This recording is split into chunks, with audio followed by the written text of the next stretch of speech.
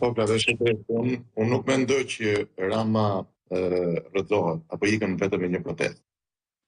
Siç edhe u tha, janë protestë, ky është vetëm fillimi i protestave deri në largimin e tij.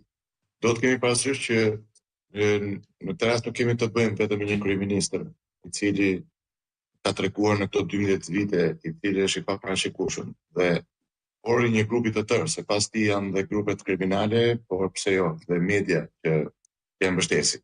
Sepse kemi një trekëndësh në këtë moment, i cili është qeveria krimi organizuar, por kemi edhe propagandën mediatike.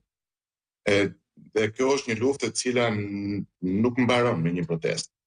Dhe për këtë duhet të jemi të gjithë të qartë. Unë i kuptoj edhe po ju ndiq edhe në komente e qytetarëve që disa kërkojmë pse jo dhe protesta akoma më të fuqishme. Ndoshta kjo pastaj në skenaret e ardhshme mund të jetë, pse jo, sepse opozita në këtë moment është në të drejtën e saj. Se pyetja që duhet të ngrihet është pikërisht kjo.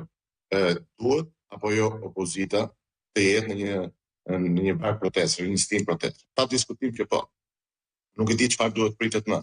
Dhe mendoj që tani më protestat nuk duhet të jenë vetëm të opozitës, po mbi të gjitha duhet të jenë gjithë qytetarëve dhe duhet të jetë gjithë shqiptarëve, sepse dëmi që po e bëhet Shqipëri është një dëm i cili nëse do të vazhdojmë me këtë ritëm do të jetë një dëm shumë i madh, një dëm pothuajse i parueshëm.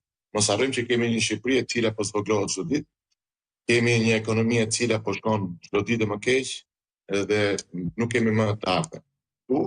Pra e nënvizoj faktin shumë që duhet bëjmë gjithë bashkë. Unë jam me atë që nuk është vetëm detyra e opozitës. Dhe prandaj bëjmë protestë të gjithë. Tu bëhet fjalë për jetën e çdo familje shqiptare, pse jo, dhe atyre socialiste. Se unë mendoj që të goditur në këtë rast janë dhe familjet socialiste. Sepse nuk është më një qeveri socialiste, por është një bandë kriminale me një krej organizate dhe më poshtë është një krimi organizuar që tani më nuk është se vepron vetëm në bazën në terren. Krimi organizuar në këtë moment ka kapur dhe institucionet e shtetit. Unë nuk di një institucion të shtetit që krimi organizuar mos ketë përfaqësuesit e tij, duke filluar që në parlament, në qeveri dhe të gjithë agjencitë legislatuese. Dhe kjo tani më po provohet. Dhe për ta kthyer pak këtë provat që kanë dalë janë të tmerrshme, tregojnë se si e përdorin ato shtetin. Kur shoh që në përgjimet e tyre det që Açi që përpunon për teknologjia e informacionit ka shpenzuar 10 milion euro në aparat shqiptare për çokolata dhe biskota, tu them ore çfarë bëhet. Dhe kjo do thuash është fatura fiktive. Pa diskutim pra, me vetë shkojnë deri në këtë mall që tallen me paranë publike dhe janë grabitqar.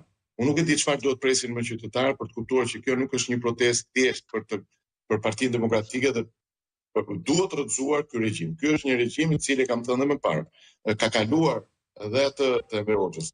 Ato kanë një shtrirje kapilare dhe kanë kapur çdo qelisë të kësaj shoqërie dhe po korruptojnë të çdo qelisë. Pra si një sëmundje e keqe e cila po merr gjithë Shqipërinë me vete.